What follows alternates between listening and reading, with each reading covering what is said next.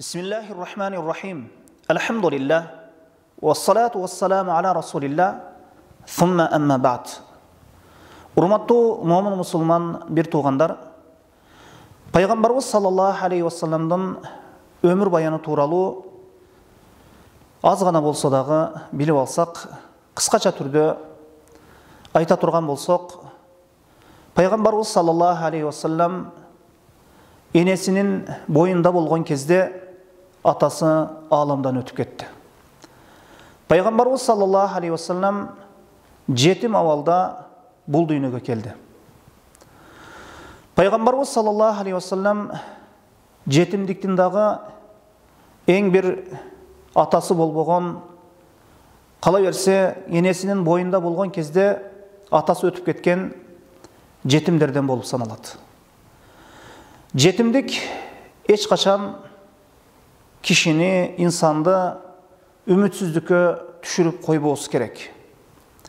Пайгамбарыбыз саллаллаху алейхи вассалам жетим абалда төрөлдүбү? Мына Аллах Таала ал кишини пайгамбарлык үчүн жетим абалда төрөлгөн мына ушул пайгамбарыбыз саллаллаху алейхи вассаламды пайгамбарлык үчүн тандап алды. Жана мына ушул үммөткө башчы кылды, имам кылды. Балагат жашынан өткөндөн кийин киши жетим болуп эсептелинбейт. Мына ошондуктан жетимдик инсанды өз максаттарына жетүүсүндө аны үмүтсүздүккө түшүрүп койбосу керек. Пайгамбарыбыз саллаллаху алейхи вассалам жетим абалда төрөлдү.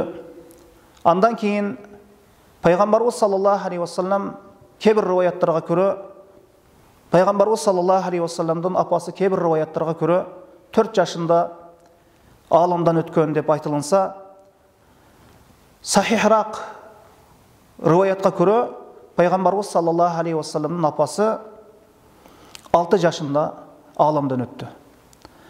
Пайгамбарыбыз саллаллаху алейхи вассалам апасынан ажырап калгандан кийин аны чоң атасы Абдул-Мутталиб өз карамагына алды. Апасынан кийин 2 жылдан кийин пайгамбарыбыз саллаллаху алейхи вассалам 8 жашка толгон кезде, 8 жаш 2 ай 10 күн болгон кезде бир риваятка көрө 8 жашында чоң атасы дагы Абдул-Мутталиб аламдан өтүп кетти.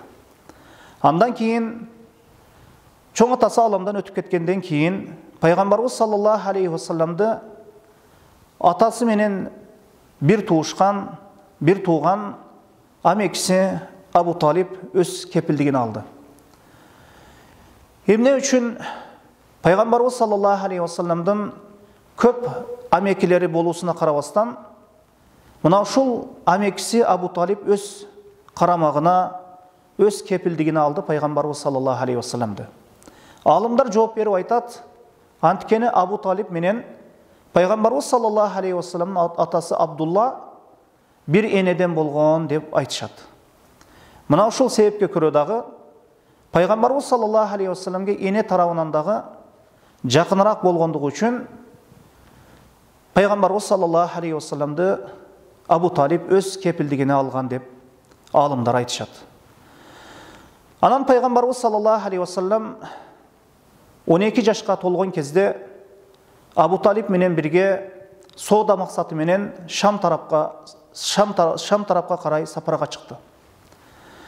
Сапарга чыгып, Шамдагы Бусра деген жерге жетип келген кезде ошол жерде бир Бахира Рахиб деген бир кечил бар эле, ибадаткөй бир инсан бар эле.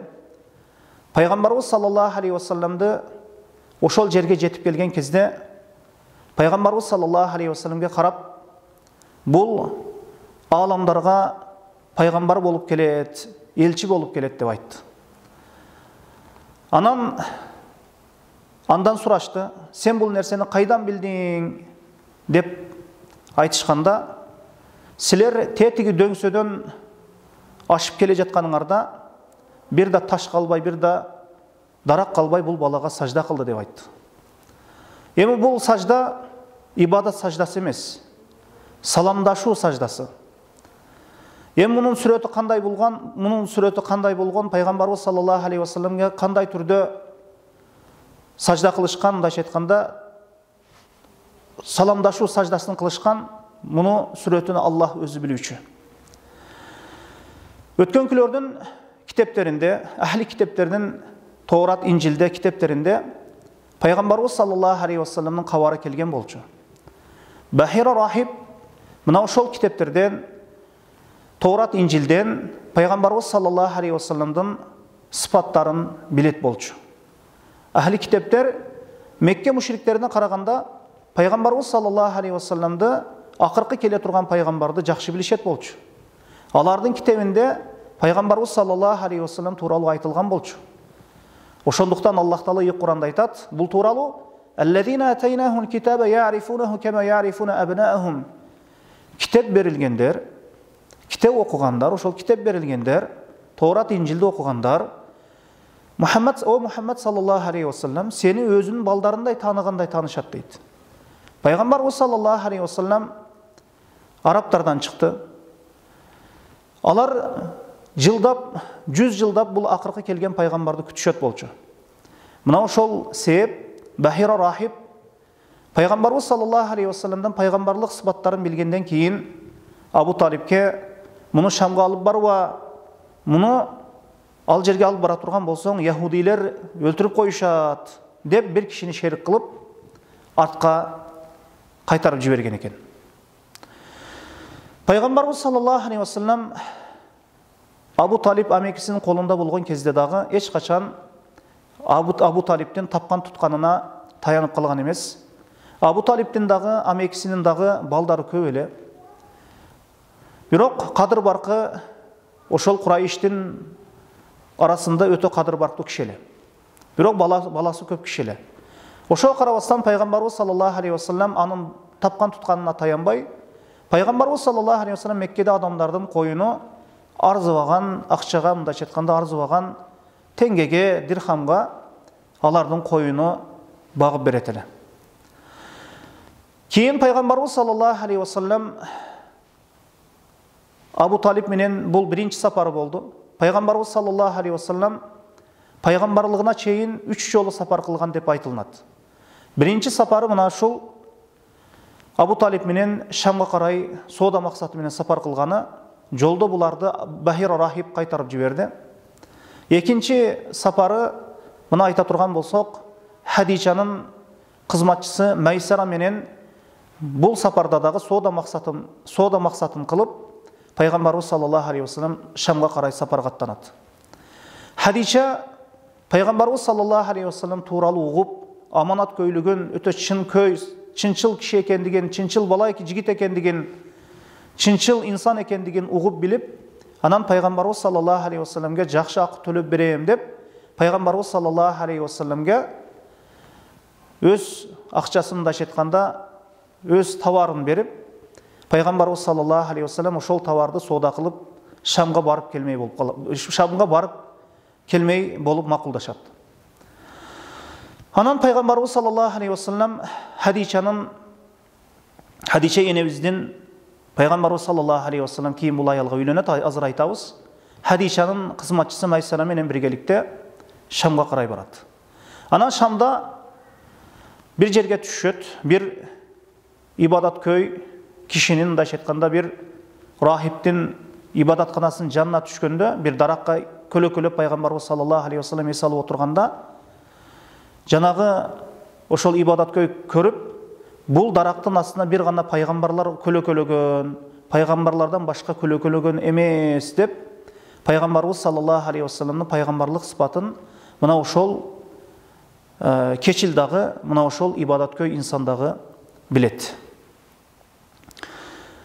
Хадича радиаллаху анханын қызматшысы Майсара пайғамбарыбыз саллаллаху алейхи уассалам менен сапарда бірге болған уақытта андан таң қалыштуу бір окуяларга күбө болот.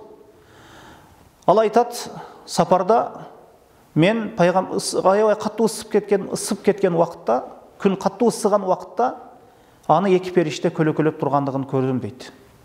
Пайғамбарыбыз саллаллаху алейхи уассалам Шамға барып, өтө содасынан өтө көп пайда таап, өте пайдалуу бір сода қылып келген уақытта Анан Хадичаға Майсара сапардағы пайғамбарыбыз саллаллаху алейхи уассаламның мамилесі, құлқ мінезі өте бір жақсы бір инсан, аман өткөй инсан екендігін айтып береді.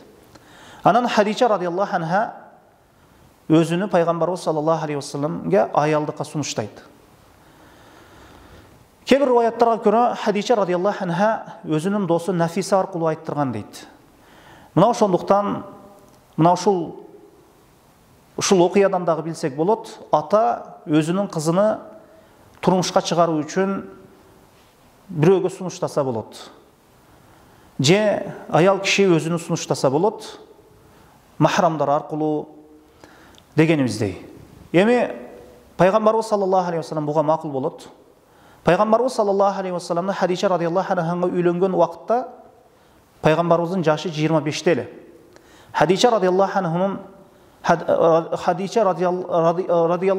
жашы, Хадича энебиздин жашы 40 жашта эле. Бул атактуу риwayatка көрө. Хаким Мустадракта Ибн Исхактан келтирет, бир риwayatка көрө Хадича радиаллаху анханын жашы 28 жашта деп айтылат. Мына ушул риwayat 40 жашта деген риwayatка караганда сахихерек, күчтүүрөөк.